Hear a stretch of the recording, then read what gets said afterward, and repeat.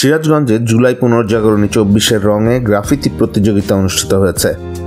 রবিবার সকাল 10টা থেকে দুপুর 1টা পর্যন্ত সিরাজগঞ্জ শহর রক্ষা বাঁধের হার্ড পয়েন্টে অনুষ্ঠিত হয়েছে জুলাই পুনর্জাগরণী অনুষ্ঠানমালার 24-এর রঙের দেওয়ালে গ্রাফিতি অঙ্কন প্রতিযোগিতা। সিরাজগঞ্জ জেলা প্রশাসন আয়োজিত জুলাই গণঅভ্যুত্থানের প্রথম বর্ষপূর্তি উপলক্ষে আয়োজিত গ্রাফিতি অঙ্কন প্রতিযোগিতায় জেলার 22টি মাধ্যমিক বিদ্যালয়ের 63 জন শিক্ষার্থী ও উচ্চ মাধ্যমিক পর্যায়ে 8টি কলেজের 26 জন শিক্ষার্থী অংশ নেয়।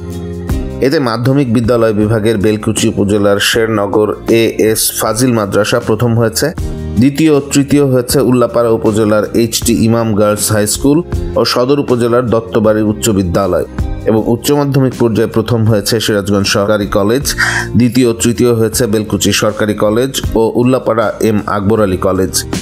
গ্রাফিতি অঙ্কন প্রতিযোগিতার বিচারক মণ্ডলী ছিলেন সহকারী কমিশনার মোহাম্মদ মহসিন খন্দকার, জেলা শিক্ষা অফিসার মোহাম্মদ আব্দুল জব্বার, জেলা cultural officer doctor Faruk Rahman Faisal, Sirajganj press ক্লাবের সভাপতি মোহাম্মদ হারুনুর রশিদ খান হাসান, জেলা শিল্পকলা একাডেমির চারুকলা প্রশিক্ষক তন্ময় রায়, ছাত্র প্রতিনিধি সজীব সরকার ও মুনতাসির মেহেদি হাসান।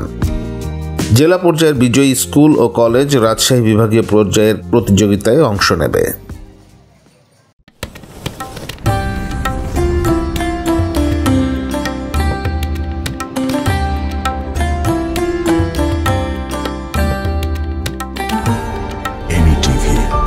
স্বাধীন বাংলার স্বাধীন কণ্ঠ।